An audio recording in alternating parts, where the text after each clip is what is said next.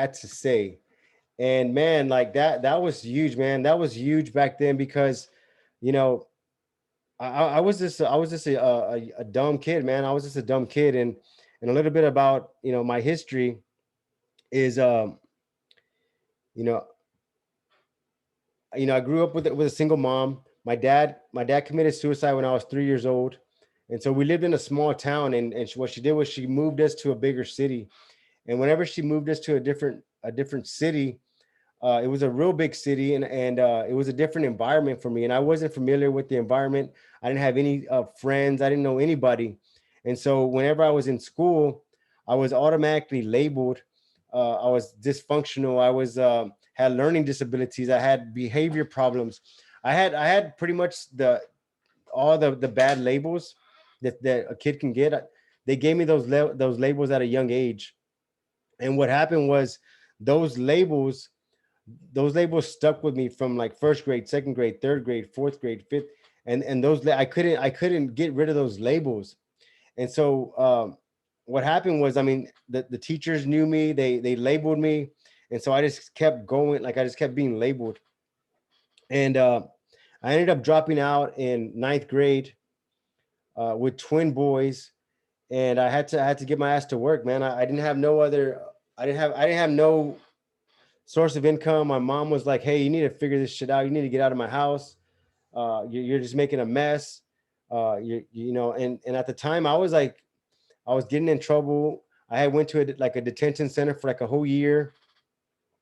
I was out of there, man. I was reckless, and I dropped out of ninth. I dropped out in ninth grade. I found different little jobs here and there, and it wasn't until I got a job at a dealership, and I was a porter. I would wash cars, and I would bring the cars from the front to the back when customers would go. And I was there for about maybe 2 or 3 years, and then my manager pulled me in. He's like, "Hey, Stan," he's like, "You know what, man? Like, you're just causing too much problems, man." And so, and one of the reasons why now looking back is because that the label that they gave me when I was young, it stuck with me. So I allowed that label. I allowed to be like that label. Like I was playing out that person. So I was just reckless. And so he was like, "Man, we're probably gonna have to let you go at the end of this week." And so what I did was I went over to the other side of the dealership where they had a body shop, and I asked the gentleman, his name's Ivan Winningham. I said, "Hey, Ivan, uh, man, I think Phil's gonna fire me next week. But man, I want to work for you, man. I can start sweeping floors, washing cars, I'll do it." He said, "Have you ever worked in a body shop before?" And I said, "Yeah, my uncle." And I kind of just made that up because I didn't know what else to say. I was like, "Yeah, my uncle had a shop, and I used to help him on the summers." And he's like, "Hey, I tell you what, if Phil will transfer you over, uh, I'll hire you." And so I went to go out ask Phil, and he's like, "Yeah, shit, you can go, you can start today. Like, you leave, right?" Like he was happy to get rid of me because I would just cause all kind of problems. And and so I started off in the body shop industry. I started off washing cars, buffing cars, but it took my attention away from getting into trouble. So it was like I was addicted to getting into trouble. But what the body shop did was it addicted me to learn like a new skill, right? So I was fixing cars, and I was like, I was staying busy, and I would get tired, and I would go home, and I would just go to sleep because I didn't know anything else. And also it was helping me provide for my family. So it was like, okay, I get to work on cars, and I get to provide for my family. And I thought that was my life. And it wasn't until I was there for man, I was there for a good amount, maybe like 5 or 6 years. And there was a guy there. His dad actually owned a dealership in Houston, and there were the Bensons. His dad's brother used to own the New Orleans Saints. And so these were big time business guys. But one of the sons, he wasn't really that good in business. But I asked him some business questions, and at the time I thought he was a genius. I thought that this guy was like, man, this guy's a smart guy, and he would give me some business tips. And what I wanted to do was I wanted to get a dealer's license so that I can buy like lowrider wheels, and I can sell them to my friends. And I was just like, I wanted to like get stuff for cheap because I heard if you had a business license, you can get stuff wholesale. And so all I wanted was the business license so I can buy stuff cheaper. I didn't really know about business. And it wasn't until maybe about 5 years after that, um, during that time, I got into like custom painting. I did a lot of lowrider bikes. I did a lot of choppers, hot rods. I did a lot of custom work. But a couple of years down the road, I was renting out a shop, and the owner of the shop said, "Hey, in about 5 or 6 years, I'm gonna want to sell this building, and I'm gonna give my tenants the first opportunity to buy it. And if you want to buy it, you gotta be ready." And so that actually like put me onto this like hunt to find out how I was gonna buy this big building. Our building is 8,000 square feet, and so I stumbled across like business. And whenever I stumbled across business, it excited me. Like I was like all in. I was all in on business. From that point on, I didn't care about education. Like I had no education, but whenever I learned about business, and I saw how business actually works, like the mechanics of it, I was all in, right? So from then to now, like I've been all in on business. Like my thing is business, how to grow business, how to make money in business, how to market, how to scale a business. Like I'm all about business. But during that time, like I said, I had the opportunity to work with some world class coaches, like world class business coaches, and from my coffee, Kay Wakeman, T Bowman. Uh, I get mentored by Tim Story. I have been mentored by Brian Tracy, Coach Burt. I've had the opportunity of interviewing Elena Cardone, Sofia Castro, uh, Rafael Vargas. Uh, Man, just some outstanding business people, and I've been able to like pick their brain and get some deep information, get some deep tips. And the reason why I value these relationships so much is because they've saved me years of mistakes, because they've made mistakes, whether it be in business, whether it be family relationship. They made some mistakes and they said, "Hey, these are some mistakes I made. You might not want to make these mistakes." So getting to the topic of the podcast, this not this podcast, but this webinar is typically about the money part of it. How do we understand the money part? Because I was interested in the business part, but I didn't really know the money part until I started learning more about the money part. Right. So look, my intention, like I'm just gonna be straight up with you. My intention with these webinars is to get you to commit to a 4 week consistent training, right? Where you sign up, it's $98, and I send you assessments that my friends have created, that my friends use to just understand how their mind works and understand what their strengths are, and how to use your strengths to get better in business, to make your life better. And they're just tools. They're like just little tools that we have. And the more tools you have in your toolbox, the more problems you can fix, the more things you can fix, right? Uh, after the 9 week, after the 4 week, and this is consistent, like it's gonna be every 4 weeks, we go over new stuff. Like it's the same concept, but I add more stuff to it because there's just so much stuff that you need to learn. And the thing with change is consistency. Like you have to be on some kind of routine where like you're consistently being reminded, okay, you got to invest in yourself. You got to invest in yourself, right? So, hey, but first of all, I want to take the time. Well, okay, so my first intention is to get you committed for 4 weeks of training where we get on here. It's the same thing, but I'll send you assessments and I'll send you other worksheets that you can use, and you have access to me to get on a call, say, "Hey, Stan, this is what I'm dealing with." So you have access to that. You have access to our Facebook group, and I mean, you have access to all that information. My next intention is to get you on the map binder. So it's a massive action principle binder where I give you more worksheets. I give you more stuff to track your performance. That way you can track your progress to see how forward you're going with it, right? So look, man, I got a lot of notes for y'all. It's gonna be pretty sick.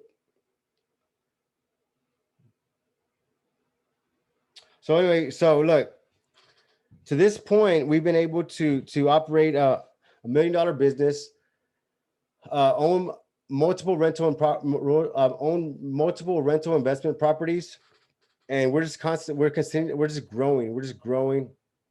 And mind you, I wasn't able to do this like by myself. I had to find a team. I had to find partners, and I had to figure out how to grow that. Right. So look,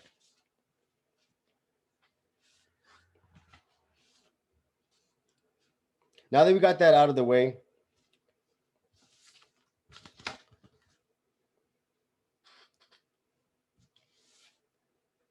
let me know if you have any questions. If y'all have any questions, man, just let me know. And or if I'm explaining something and I have a lot of stuff that I want to share, so I'm gonna try to speed it up. I'm gonna be here till we can keep it going till 6. I'll be here till 6. If I need to go after, I can go after. But one of the first things that really triggered this whole money thing, and most people don't like talking about money. Like most people don't talk about like to talk about money, or they don't like to talk about sex. Why? Because they just, I mean, I don't know, like they some kind of way when you talk about it, but it's important. Like it's very important. Like it's very, very important. And you got to take it serious. You can have all the business skills, but if you don't know the money part of it, it's going to be very difficult for you.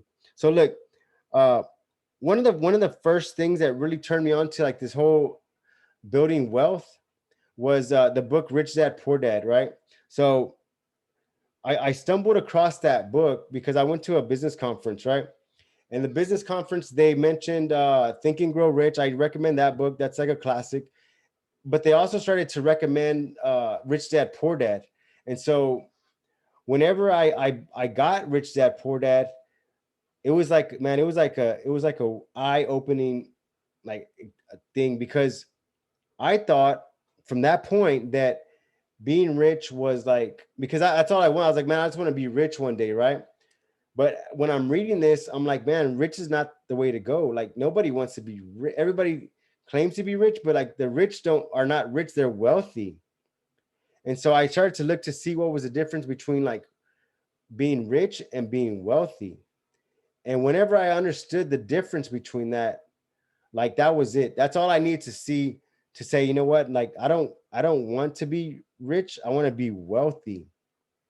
Like whenever I read that, like whenever I read what the difference is, and how they broke it down, like it made so much sense. Like I just didn't, I couldn't turn back. And so up to that point, uh I didn't know what my net worth was. I didn't know what net worth was. I didn't know what assets or liabilities were. I didn't know none of that. But whenever I started to get more familiar with the information, it started to make a lot of sense. And so some examples of assets are going to be, real estate is an asset. And so there's different types of real estate, right? So real estate that's an asset is it's something that's going to be generating cash flow.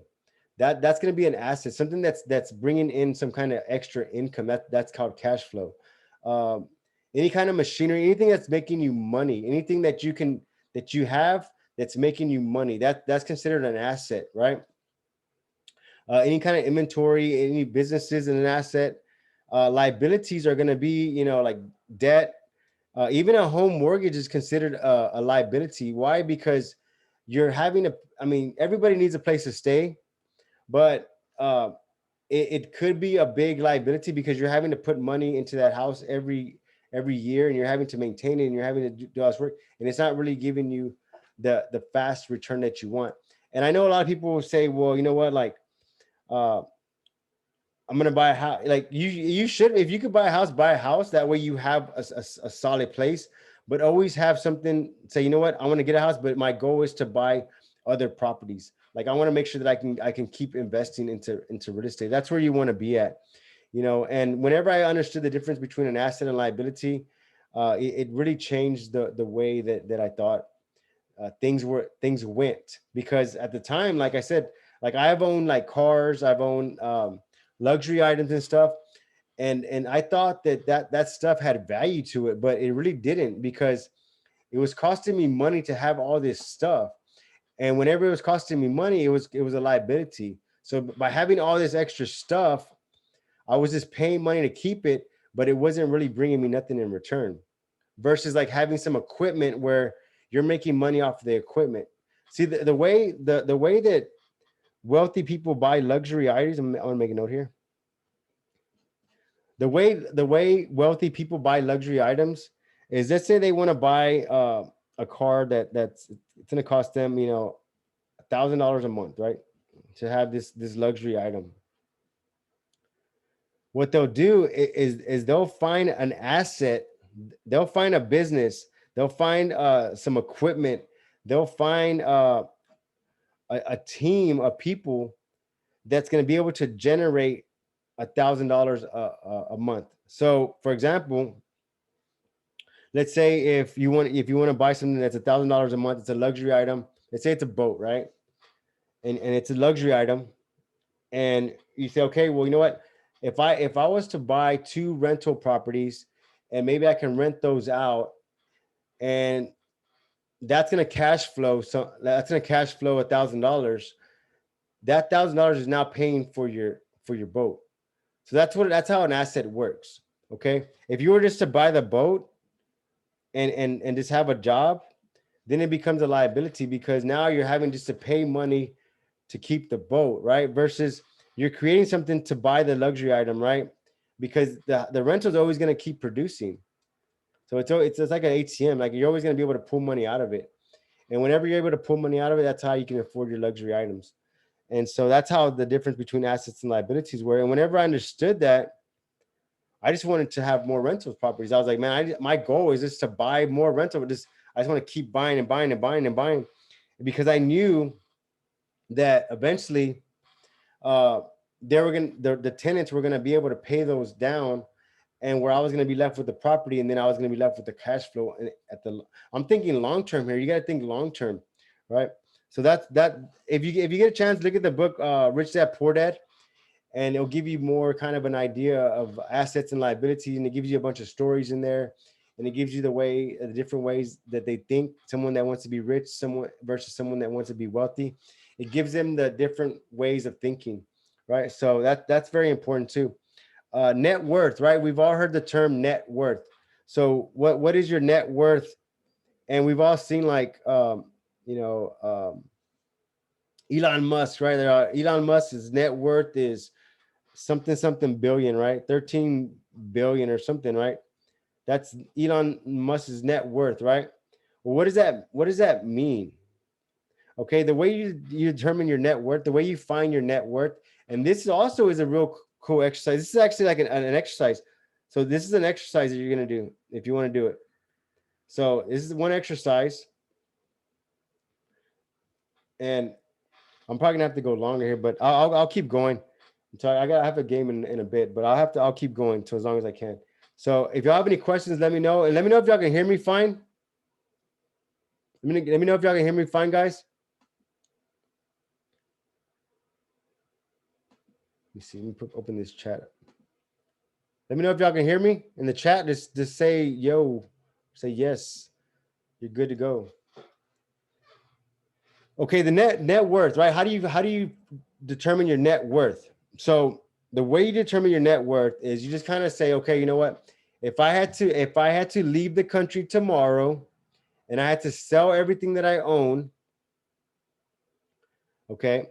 And remember, once you sell everything you own, you're not going to be able to sell it for what you bought it for. So you have to remember that. So like if you bought a car, and the car's 15,000, that's what you paid for it, but you had to sell it tomorrow because you need to leave. You got to leave the country. Like the government says, hey, you got to be out of here tomorrow. Sell all your stuff. You're out of here. How much would you be able to sell that car for? Like wholesale, how much would you be able to sell it for, right? So everything that you own, look at it as not what you paid for, but what can you sell it for? So a lot of times it's like pennies on the dollar. Like, you can go buy a brand new plasma TV for $5,000, and then next week you won't be able to sell it for $5,000 to someone. You'll have to sell it for maybe $3,000, $2,000. You're gonna take a loss on it, right? So what you'll do is you'll say, okay, this is everything that I own, if I had to sell everything today, how much money would I have, right? So let's just say this. You sell everything you own, and you make, let's just say 50,000. I'm just being making up numbers. Let's just say you sell everything you own and you have 50,000 cash, right? But now you have to pay off your debt. So you have to pay off your credit cards, you have to pay off your car notes, you have to pay out your mortgage, you have to pay all that stuff off, right? And let's just say, your debt is 100,000. So now you have 50, remember, but your debt is 100,000. So you pay the 50 to your debt. Now your net worth is negative 50,000. So your net worth is actually negative. So it's a good exercise to do, because no one takes the time to actually do this. Whenever you do this, like, you really realize where your position's at, where you're at on the income ladder, where you're at on the money ladder, where you're at in the game. Like, if you look at like money, uh, like accumulating money as a game, then it becomes fun. Like, but you have to know where you're at in the game. Like you have to know what level you're at to say, okay, how am I going to get up to this higher levels? How do I get up to the Elon Musk level, right?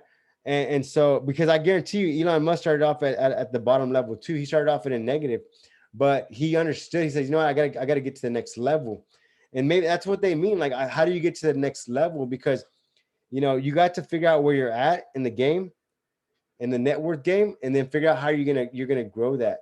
So then it becomes like a game. That's it, and that's how you determine your net worth, right? So look, that's net worth, okay. And but see, look, whenever I say net worth, let me know if you have any questions on this, because I don't want to. I don't. I'm trying to add a lot of stuff in here because I don't have a lot of time, and I want to make sure I add some good stuff in here.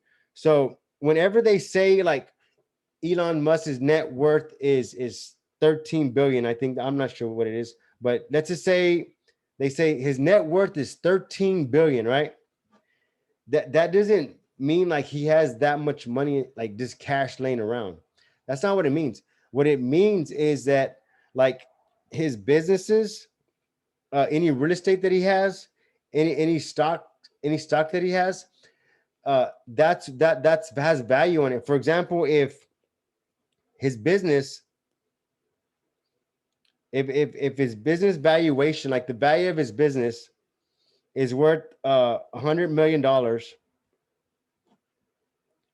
then that 100 million is added to his net worth. Like the 100 million is added to his net worth, the number amount. So he doesn't have that money like liquid. It's in a business. So it's in like a machine. It's in something that's generating income, because I'll answer your question. I'll answer your question here, and Enrique. Uh, so what it is like his business is worth so much, his real estate is worth so much, and so his stocks are worth so much. So they accumulate that. So even like if he has cash, so let's just say his business is worth 100 million, he has a real estate that's worth 500 million, he has stocks worth another 100 million, right? That's 7 million, right? But then he has another a million in cash. So now his net worth is 800 million. You see, so it's not all like liquid. So it's separate. That's why they have different. A lot of wealthy people have different businesses.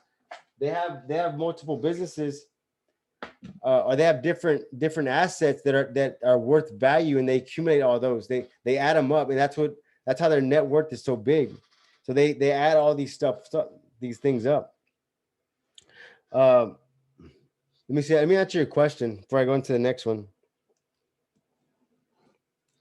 Is it good to open a business account when starting, or when your revenue comes in? You know, man, just focus on getting some revenue in. Focus on getting some revenue in, and get that momentum going. Uh, and make that revenue force you to open the business. Make it, because you know It depends on the transaction you're doing too, because if you're having to, it really depends on what you're doing. What are you doing? Like, what kind of business are you doing?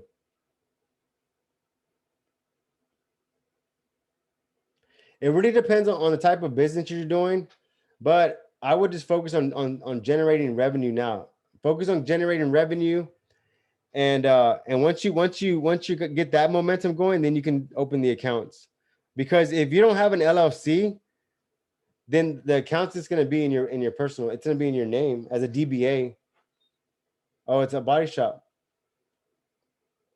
So I mean that's a more you have to have a business account for one. But I guess you have to. I need to know like how you want to set up the business, because the most body shops should be set up in an LLC.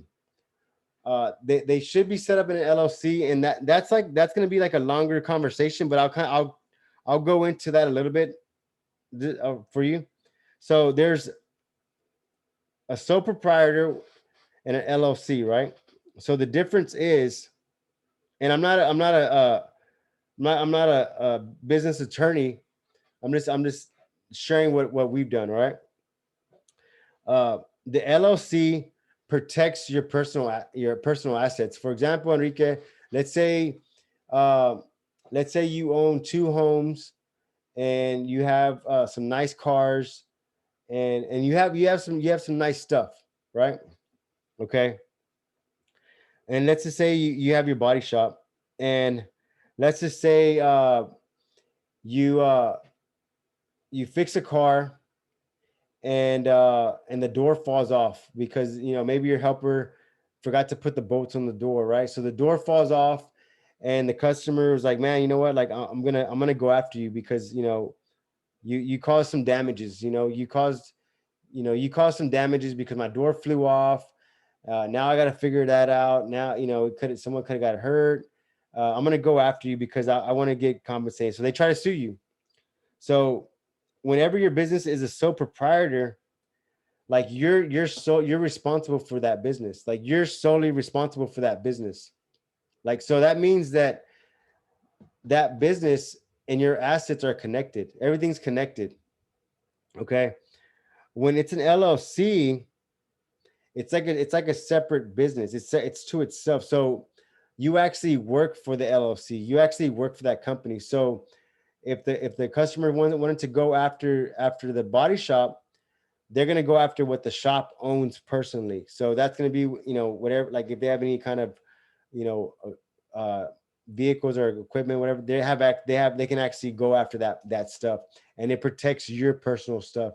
So we can actually get on a call, and I can go more into deep details on this, but I can tell you right now, like I started off as a sole proprietor. That's how I started. Like I started off like, I started off having a side job, a side shop, and I would just do jobs. People would pay me cash. People would pay me checks, and I would just put it in my account. But for a long time, my business, my shop was a sole proprietor. So basically, it was my name, doing business as South Texas, and that's what it was. But I was solely responsible for everything. And if you want to go like up, if you want to go up the ladder like big time, it's gonna have to be an LLC. But you don't have to start that off the bat. Like if you're just getting started, like you can just say, hey, um, let me get the momentum going. Let me get this thing flowing first, and I'm gonna get some more advice on how to structure my business to do it the right way. So that way, whenever you're growing, like you're building a strong foundation. So you don't want to do nothing like that really, really quick. So focus on getting the revenue going first, and you'll know whenever you start to like see things start to happen. You'll start to know when, hey, you know what, like these checks are getting bigger. Like something, I'm gonna have to hire some people. I'm starting to see more traffic. One thing that I would highly, this is like highly, I recommend this 110%. You need to have an authorization form. Like you need to have an authorization form, dude. Like if you need help for this, if you're, I mean, I want to say you're signed up with our thing, but reach out to me. We'll set up a call, and I'll let you know how we're doing it, how our forms are. But the form is right now is going to be your protection. And what I mean by that is like right now, handshakes are not going to work anymore. Like whenever you go into the body shop industry, whenever you're in charge of fixing someone's vehicle, they want to hold someone liable. And so you need to be clear. You need to be clear of what you're liable for. Okay. And what I mean by that is you need to be clear and say, hey, look, I'm not liable if your car gets scratched. I'm not liable if your car burns down. I'm not liable if it floods and your car gets flooded. I'm not liable, I'm not liable for this. I'm not liable for this. I'm not liable for this. I'm not liable for this, and just be clear with it and say, you know what, you're looking for an affordable price. Like you're looking for the best deal. That's what you're getting. Like you're not getting the dealership work, or you're not getting, you know, don't expect to come to me and want a discount, but you also want me to give you this lifetime warranty, and you want me to like if you're getting what you pay for, make that very clear and have it in writing. That way you have some kind of protection, because a lot of times with small shops is they want to help everybody. They want to help everybody, and they want to, just get the job in. I don't want to cause no conflict. I don't want to make it hard for them. But you got to protect yourself, man. Like that's going to be very, very important. Reach out to me, man. We can go deeper on this for sure, man. I'll definitely help you on that. And that's the purpose of these, is to help you get that stuff figured out.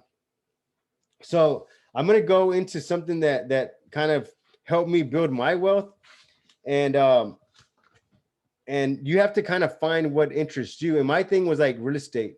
Like whenever I understood that you don't have to be a genius to buy real estate.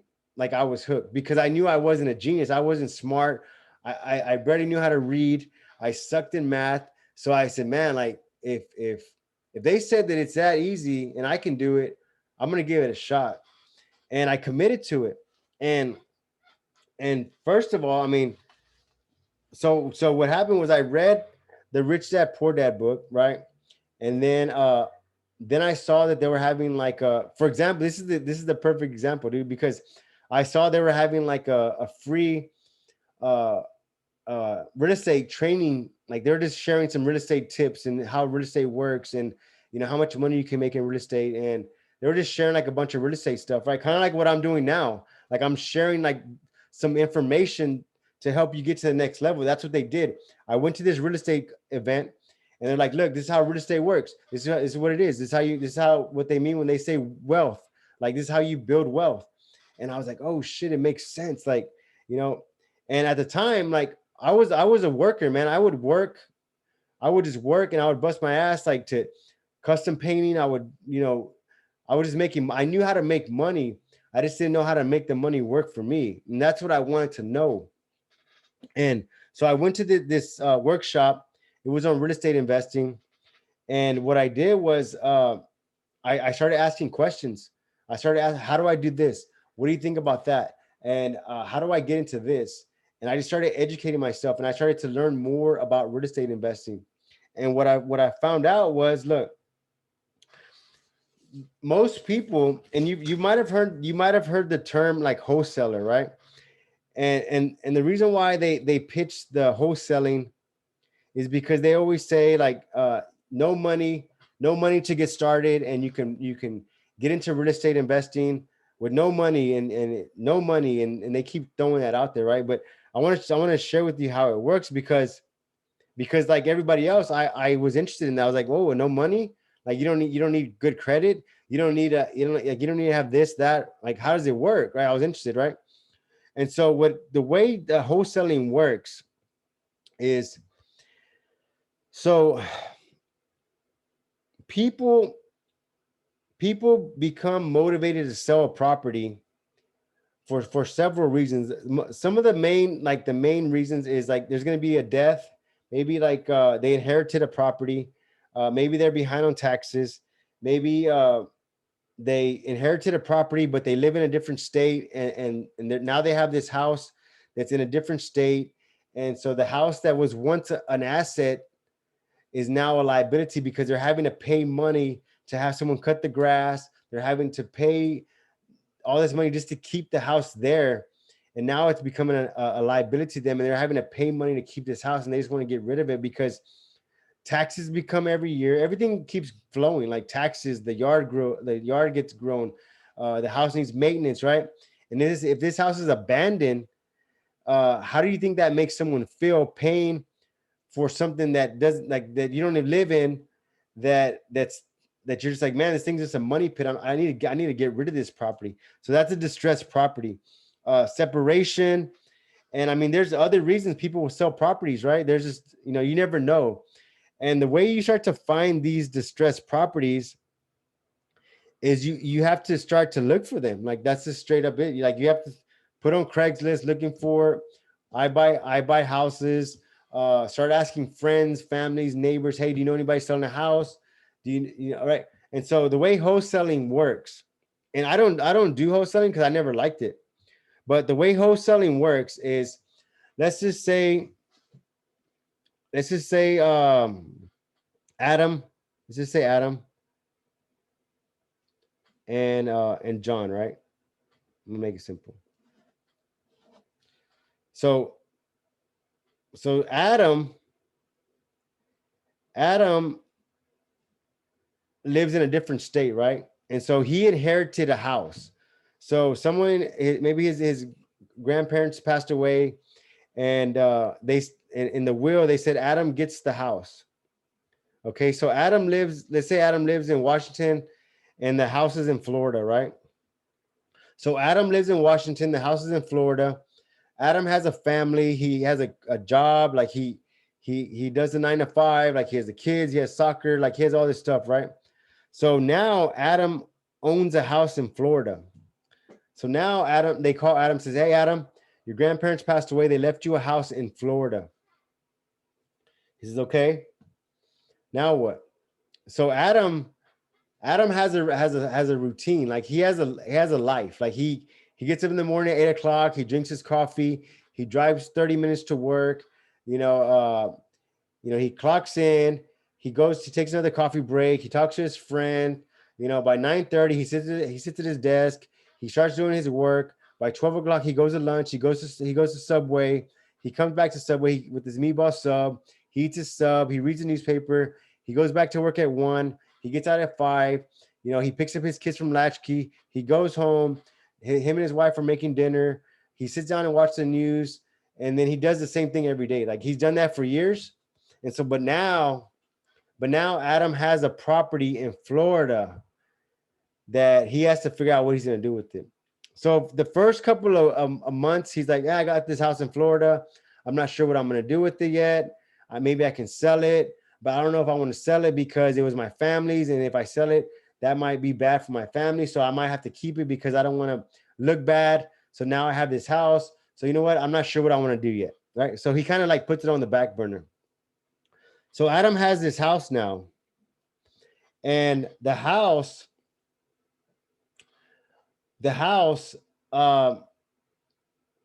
is starting to cost him money because now he has to pay someone to cut the grass.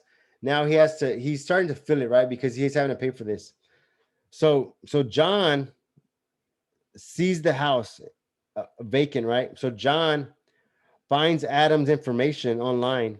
And so John calls Adam and says, hey, Adam, I see you own this house over here in Florida. Do you want to sell it? Okay. Adam is like, dude, yeah, dude, man, you're not going to believe I would like to sell this house. How much would you give me for the house? So let's just say the house is worth 100,000. And mind you, Adam, he's at this point, he just wants to get rid of the house because it's costing him money just to have it, right? So John says, you know what, man, based on the condition of the house, I'll give you 50,000 for it. I'll take it off your hands. We're cash buyers. We'll make the process simple. We'll buy it from you for 50,000. Adam says, you know what? They gave me the house anyway, 50,000. I can use the 50,000. I'm not going to have to fly over there. I'm not going to have to maintenance it. You're just going to take it off my hands. John says, yeah, we're going to buy it from you, right? So what John does, John makes Adam sign a contract, okay? And the contract says that that Adam is going to sell John the house for 50,000. Okay, but John is a wholesaler. So what John does is John contacts his friends that are investors that they really have the money, right? So John says, "Hey, I got a house for sale. I have a contract for sale." He's not selling the house; he's selling the contract because him and Adam signed the contract. So what John did was John said, "Hey, uh, whenever John put his name on the contract, he put John and or associates." So basically, what he said was like, "Hey, I'm gonna buy it, or one of my friends are gonna buy it. We're not sure yet, but one of us is gonna buy it. I know we want the house, right?" So what John does, John sells the contract to an investor for maybe 60,000. So John made 10 grand off the wholesale house, right? And so most people think that wholesaling is real estate investing, but it's not investing. All you're doing is you're making a transaction. Like you're making a sale. You never have anything, you never actually build anything. You just make 10 grand. You have to pay the taxes on the 10 grand, but now you have to go do it again, right? So that's how wholesaling works. And you really, to actually excel in this, my friend Rafael Vargas made millions of dollars in this, but he actually had to build a machine. The machine was like finding houses, putting them under contract, find the investors. So it was like a they were doing it in bulk because they had the contacts of investors. They had thousands of investors that wanted these properties. So like they had to build a machine. So if you're gonna look into going to wholesaling, you need to go 110%. Like it's a job. But like I said, it's not building wealth. Like you're just doing transactions, you're making money. The real wealth is whenever you buy a property and you hold on to it and it goes up in value. That's where you create wealth. Because look, property goes up in value. you know that's what I was interested in building wealth. And the way that I was able to build wealth was like, okay, if I buy this property and if I rent it out and the property goes up in value, now I have an asset. And that's long-term wealth. That's generational wealth. When you can, whenever in 10 years, 15 years, like that house is gonna be worth way more. So you have to think long-term with it, right? So that's how the real estate works.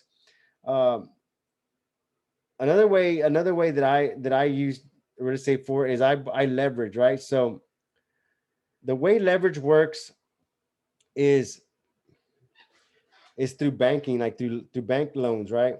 And for example, like if you have $20,000 and you say I want to get into real estate investing, right? If you go to an investment banker, they're gonna say, okay, you know what? With your 20, we'll lend you. I think it's 80, right? So it's like you have to put 20% down of whatever you want to borrow. So if I want to borrow 100,000, I have to put 20,000 down to borrow 100. But look, this is where it gets fun because look, if I'm able to get, let's say I find a house. Let's say I find a house. This is how your money works.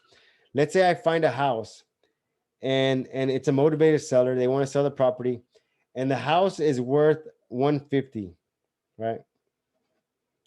But the person wants to sell it. They're motivated. They're like, man, I just want to get rid of this house. Like I don't care. You do whatever you want to do with it. I just don't want it anymore. And you're able to buy this house for 100,000 because it's a distressed property. It's a motivated seller. People just want to get rid of it, right? So now you just bought a house that's worth 150 for 100,000. Okay, so what you did was you just gained 50,000 in wealth. Like your net worth went up 50,000 just based off of that one transaction. So look, you were able to, with your 20,000, you were able to use that. So, and in reality, your net worth is 70,000 because your 20,000 is still in the property. So look, this is a pretty serious stuff here, man. Like if you understand this, it becomes exciting because now you're trying to find deals and you're trying to look for these deals. And so that's how that works. Leverage with real estate investing. Um, that's one way that you can build wealth. The other way to build wealth is through a business, like invest in your business, grow your business, uh, add value to your business so your business becomes more valuable, and the net worth of your business goes up because you're generating more income. If your business is starting to generate more income, the business is valuated at more. The business is worth more. So that's another way to build wealth. And I want to share something with you, Enrique, because you said body shop, right? And my strategy on building, I got to go here, guys, in a couple minutes, but I'm going to share this real quick with Enrique. Uh, so the body shops are pretty difficult to grow because banks don't like lending money to body shops. And the reason being is because uh, there's no physical asset. So a bank's not going to lend you money to open a body shop because if the body shop fails, they have nothing to grab back. And at the same time, the bank's not in the business to take stuff from people. Like their business, the bank's business is to make money, and the way they make their money is they lend someone money and they charge them interest on that money, and they know that whatever they're lending the money for has greater value than what they gave them, right? For example, like the house, right? Let's say, for example, Enrique, um, let's say, for example, you want to buy a frame machine, right? And we bought frame machines before. Let's say the frame machine is $10,000. I'm just using basic numbers here, right? Let's say that the frame machine is $10,000, right? The bank is going to say, okay, that's like an asset, okay? The bank's going to say, okay, you know what? We'll lend you the 10 grand, but you have to give us 20% down, which is 2 grand. So you give them 2 grand down, and they're going to give you the remaining to buy. Like basically, you're putting 20 down of the 10. So they're gonna finance it, but you're putting 20 grand down, but you're gonna have to have insurance on it. They're gonna want that thing insured to make sure that if something were to happen to that thing, they're gonna be compensated for that. But to get to this position, you gotta have some assets. You gotta bring something to the table whenever you're gonna go to try to get money from a bank for a body shop. Because whenever you go to the bank and say, "Hey, I need money for this," they're gonna say, "Okay, well, what do you have in collateral? Like, what do you have in collateral to give us if you can't pay this?" And so, if you're starting off, if you're able to accumulate a rental property, an investment property, that's an asset. That's a tangible asset that you can use as leverage to say, "Hey, okay, you know what? I want to open this shop, but I need a line of credit of 50,000, and I'm willing to put my house as collateral, this rental property as collateral, so I can play with this money to grow my business." So, because like I said, I've talked with like a bunch of bankers, and I've asked them why are body shops like steered away? It's because they're too much of a risk. Like they're too high of a risk to take the chance. Like why were they going to take a chance? Because there's no really way to forecast if a body shop's going to do good or not. Like even if you say, "Hey, I'm the best in the world," like that still doesn't guarantee they're going to get their money, you know? So they want something to back up that money. And and the way I've been able to do that was through real estate, because I approached the table with assets, and I'm like saying, "Okay, this is what I need, and this is what I got to back me up in case this doesn't come through." So now I'm like taking risk with the bank, because I'm saying, "Hey, I have an idea. I have a business idea. I want to buy this thing, this equipment. I want to buy this asset to generate more income, to increase my net worth, and I'm willing to take a risk on this, and I'm willing to put my stuff on the line to take that risk." And the bank's like, "All right, well, let's do it." And so that's how you build those banking relationships. Let me see. Another thing that's going to be very important is I went over leverage. Banking relationships is going to be very important. Uh, to like a mentor, right, Enrique? Like you definitely need to hook up with me, man. Like you need to get hooked up with a mentor. Like I shared on the other video, like there's going to be a coach, mentor, uh, coach, mentor, and a consultant, right? You need a mentor. You need someone that's already done it. That way they can save you years of time of not making mistakes. You say, hey, Enrique, this is probably some steps you need to take. It'll probably get you where you want to get a lot faster. And that's going to be a mentor, right? And the coach will keep you accountable for that. But a mentor is something you need. And that's where I'm going to go next. Like a mentor is going to be very important. Whenever I got into real estate investing, I had a mentor. And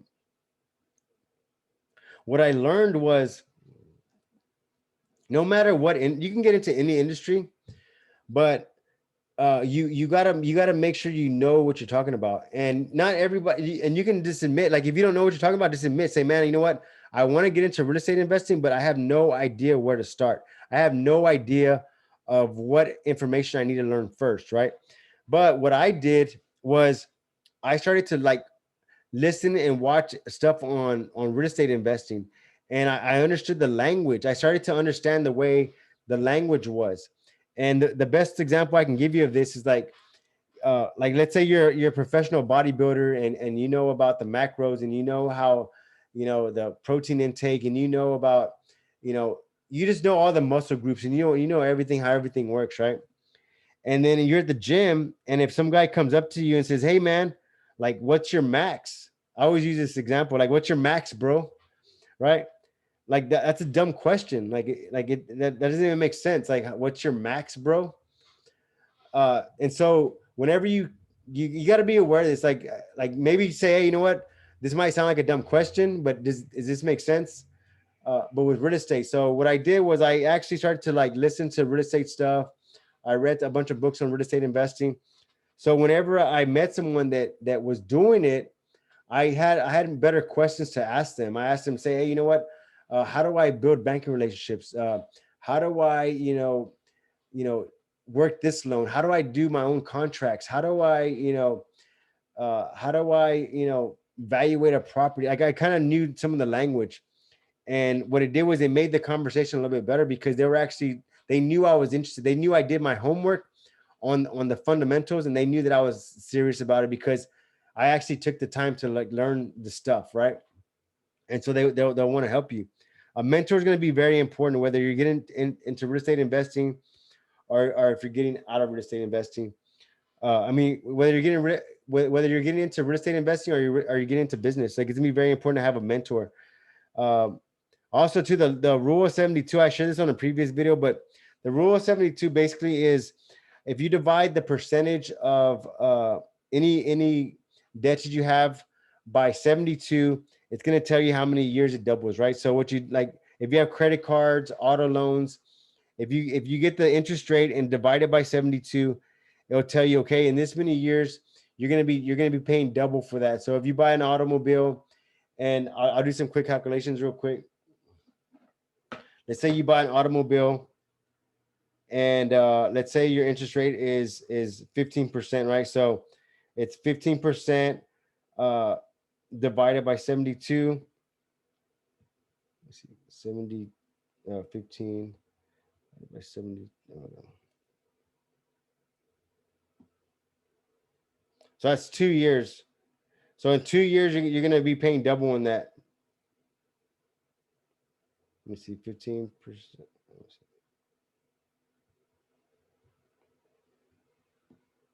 Yeah, I believe it's 2 years. So look it up. It's called the Rule of 72, but that's also a good formula to use to evaluate your current debt, to say, you know what, like, man, I'm paying a lot of interest on this. Maybe I can get it refinanced. The Rule of 72 is going to be very important because it kind of keeps you aware of where your money's at. But hey, guys, I hope this webinar was good. Like I said, my main objective, my main goal is to get y'all guys signed up so that we can continue to grow, and I can continue to bring you new information. If you're signed up with us already, I'm gonna email you this this sheet right here. This is an investment strategy, but it's gonna be a very powerful tool to use and to kind of look at to see how to get up the ladder, right? And I'll share some of it with you really quick. But some of the first steps you should take is to eliminate high interest and short-term debt. That's gonna be credit card, automobile, small debts, and eliminate that as soon as possible. The next step is going to be keep 1 month living expenses in an interest bearing account, and then it goes up from 3, 4, 5, 6, and it just kind of gives you this like steps of how to move up the ladder and to increase your net worth. So I mean, everybody gets to start. I think the most important thing is like just starting to know where you're at. Once you start to know where you're at, then you say, okay, you know what, this is where I'm at, and this is how I can track it and move forward. Because look, whenever you know where you're at, and whenever you start to track it, that's when it becomes like a game. Like that's all it is. It becomes a game. Like if you, I guarantee, if you sign up to, like, I think it's Credit Wise or like Credit Karma, and you're evaluating your credit score, and do it every other day. Like look at it, look at your score, look at your debt to credit ratio. Like look at it and use it almost as like a scoreboard to see how you can get better at that. And what it does, it makes you competitive against yourself. So you're actually playing to win. Like you're saying, man, how am I gonna get some more points? How am I gonna strategize this? How am I gonna do this? And so then you start to be creative on how you can increase your credit score, and then it becomes a game. So then it's fun, it's exciting. Because if not, if you don't look at it, you don't know where you're at. So it's like driving in the dark, and you don't want to drive in the dark, man. So turn on the headlights, start to see where you're at, start to say, all right, this is where I'm at, this is where I need to go. Let's go. I have a speedometer in front of me. I have a windshield in front of me. I'm not looking at the small rear view. I'm going forward. But once again, guys, hey, thanks for your time. And this is probably going to be the best investment, like the best investment you can make in yourself. Let's just say you're like, you know what, Stan, I don't have no money right now, man. I don't really have a job right now. Uh, I got to pay some debt first before I look into investing into anything. You know, I'm just gonna wait.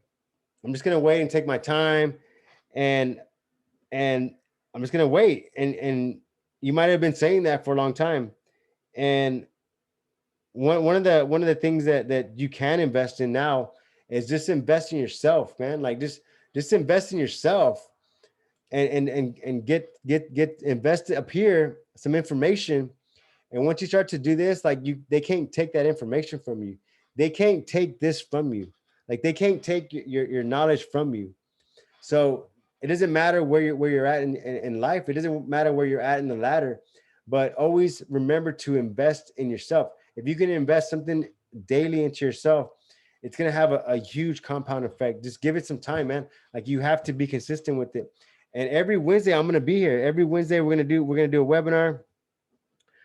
Next week we're doing it on Full Circle, how everything kind of comes together, how to kind of have each, our life has different levels, right? Different leverages, and there's business, family, personal, spiritual, and a lot of times we're not balancing the levels out. Like we're pulling too much on this level and we're neglecting this level here. And what happens is we'll eventually have to uh it's funny. I made a video on this morning. Like we'll eventually have to be forced to stop. We'll be forced to slow down, and you don't want to be forced to slow down, man. Like you don't want to. And so Full Circle, we're gonna go over some stuff with that. It's gonna be pretty exciting. Let me know what y'all think on this video. Like I said, I'm gonna put I have a if you're watching this on YouTube, I'm gonna put the replay on YouTube, but I have a link on the bottom, and the link is for you to sign up. That way, you get the notification for the next webinar, and they're free to sign up. You just got to sign up. That way I know how many, that way I can make sure you're signed up. And if you have any questions, you can even ask the questions, email me the questions. But like I said, when you sign up for the 4 week, if you sign up, so look, this is how it works. I do the webinars free, but some people they want more information. Like they want the assessment test, they want worksheets, they have other questions. Like Enrique has some good questions. Like I don't know why Enrique hasn't signed up yet, because he can easily go on my calendar and say, hey Stan, let's set up a call because I have some questions on this, and we'll jump on a call. And that's all available whenever they sign up. But if you're just watching, it's good too. I mean, just watch, and you can get some information. But if you want to go deeper, you're gonna need to take another step. And then eventually I'll hook you up with the maps, the maps binder with some more great stuff in there to really, it's like more of a personal scoreboard to make sure to track your performance and see where you're at. But hey guys, y'all have a great week. Oh, you signed up, Enrique? I'll check it out. I'll look into that. I appreciate it, brother. Andrew, y'all guys be safe, and let's rock and roll, man. Massive action. Let's do it, baby.